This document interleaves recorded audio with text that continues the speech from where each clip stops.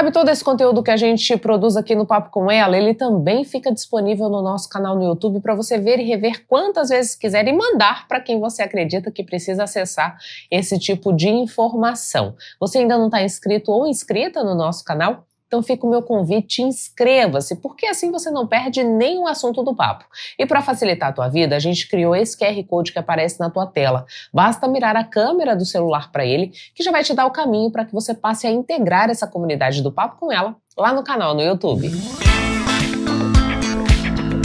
Consultas oftalmológicas regulares auxiliam a prevenção e detecção precoce de doenças oculares. Marcar encontros regulares com o oftalmologista não é uma exigência apenas para adultos. Crianças e adolescentes também precisam acompanhar a saúde dos olhos, ainda mais nesse momento em que as telas são bastante presentes no cotidiano. Uma das complicações para os pequenos pode ser a progressão da miopia. Os diagnósticos cresceram nessa faixa etária principalmente no final do primeiro ano da pandemia, em que o isolamento potencializou a hiperconectividade. Não são todas as crianças que usam as telas que vão ter essa predisposição. Está muito associado à herança familiar, então os filhos daqueles pais que são míopes, principalmente se eles são alfa-míopes, que têm uma exposição exagerada e precoce às telas, isso vai contribuir para que essa criança desenvolva miopia enquanto ainda é criança. E como ela ainda é criança, ela também tem mais tempo para que esse grau de miopia aumente. Então é uma criança que vai ser um míope de um grau mais alto, tá? Esse é um dos mais falados, assim. Mas é claro que a exposição a telas ela também vai causar outros malefícios, né? Existem estrabismos causados por exposição excessiva à tela. Na época da pandemia foi uma das coisas que a gente mais viu. Crianças que ficavam muito com telas próximas e tinham uma pré-exposição também, elas acabavam entortando o olho. Fora a sensação de olho seco, olho vermelho, aquele cansaço ocular do fim do dia, que são sintomas muito semelhantes que já apresentam nos adultos. Oftalmopediatra explica que o astigmatismo, que é aquela condição quando as imagens são enxergadas de forma distorcida, é a que mais causa dores de cabeça. Já a miopia é a que mais causa dificuldade visual. Problemas oftalmológicos não diagnosticados podem influenciar em vários setores da vida da criança, inclusive na condição de aprendizado. E 80% do desenvolvimento da criança, 80% do desenvolvimento dessa criança, ele vai depender da visão, especialmente nos 2 primeiros anos de vida. Então, se eu tenho uma criança que tem alguma dificuldade visual, qualquer uma que seja, pode ser uma dificuldade visual em um olho só ou nos 2, essa criança vai ter um atraso de desenvolvimento. Do que? Motor, geralmente são crianças que demoram mais para andar. Fala, a criança aprende a falar observando a mímica facial do pai e da mãe. Você pode reparar que quando nós estamos diante de um bebê pequeno, nós chegamos bem pertinho dele e falamos assim, mamãe, e ele começa a ver como que é, se faz isso e depois ele começa a repetir. Então, motor, fala, sensitivo também, noção espacial, tudo isso está embutido na qualidade visual dessa criança. Então, seja qual for o problema visual que essa criança for ter, ela vai ter impactos nesse desenvolvimento. As crianças muito pequenas não conseguem explicar as dificuldades presentes na visão. Isso torna o desafio ainda maior para os pais. Por isso, as consultas regulares são fundamentais, mas algumas dicas podem ajudar a desconfiar se algo não vai bem com a saúde ocular do seu filho. As crianças que já falam muito bem, especialmente aquelas que já vão para a escola, então em crianças de 7 anos para cima, são crianças que são mais fáceis da gente identificar que há algum problema, justamente porque elas falam, né? Se elas não falam, elas vão esboçar alguma coisa. O professor vai trazer para você uma cartinha falando que na escola ela tem alguma dificuldade, ela não vai ter algum interesse em atividades de leitura, ela vai ter algum comportamento que você já sabe que pode ter associação visual ali. Então são um perfil mais fácil da gente identificar. As crianças menores, isso é muito mais difícil de perceber, porque como eu disse, o que ela precisa de visão é numa condição de metros de distância mais restrita. Ela não precisa enxergar do outro lado da rua, ela precisa enxergar ao redor dela. Então, muito dificilmente, só a observação dessa criança vai demonstrar que ela tem algum problema visual. E aí, como que eu faço então? Prevenção. Prevenção a gente precisa fazer. O que é prevenção? Consultas de rotina. Os exames disponíveis oportunizam que os especialistas possam verificar não só a quantidade, como também a qualidade da visão das crianças desde os primeiros meses de vida. Na verdade, existem técnicas extremamente eficientes da gente descobrir o quanto de visão esse bebê tem, ainda que ele tenha só 6 meses de vida.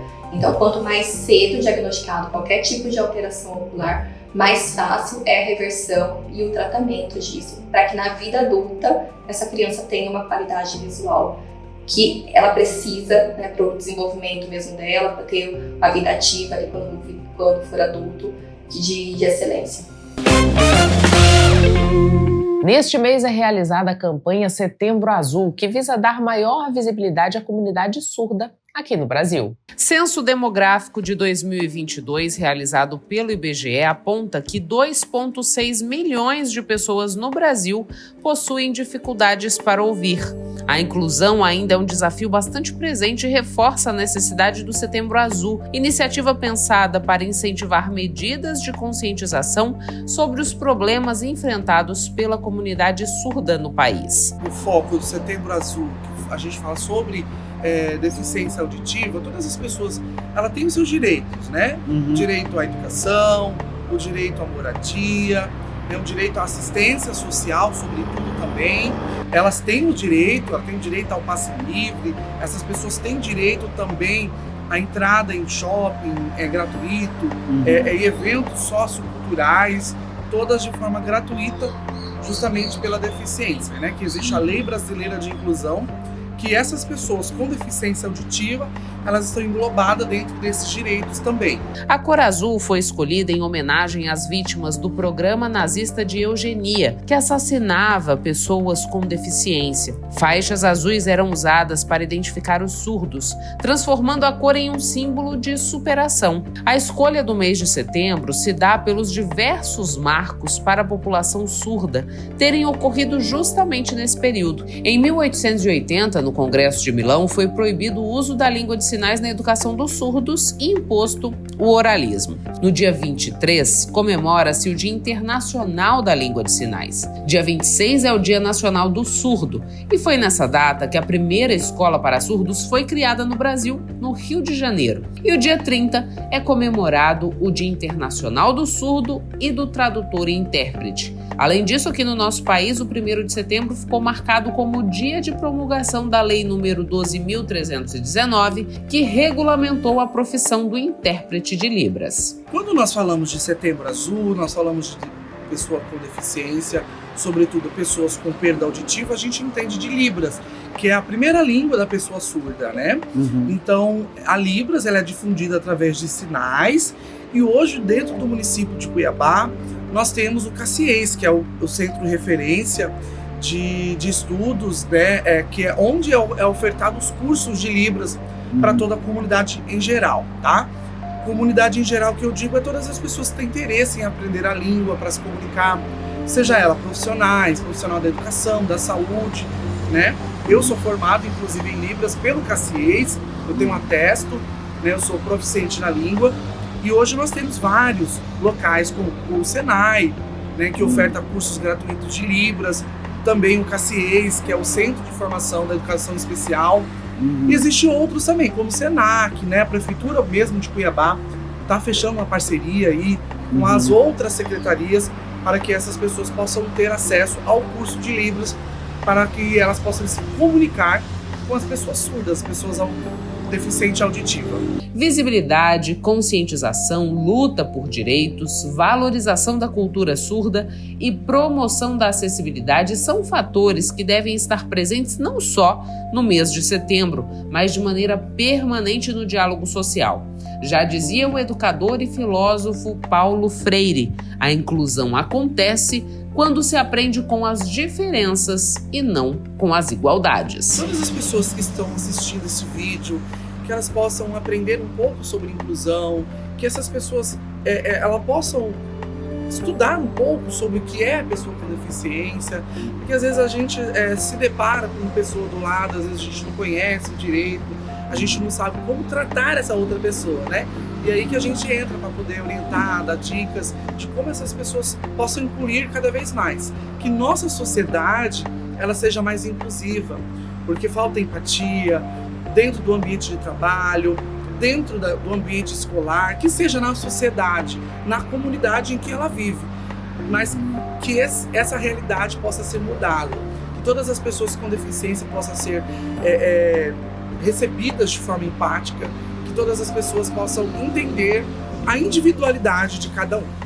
Chegamos ao fim de mais uma edição do Papo com Ela. Eu agradeço a você que ficou comigo até este momento. É sempre uma honra e satisfação poder contar com a sua companhia.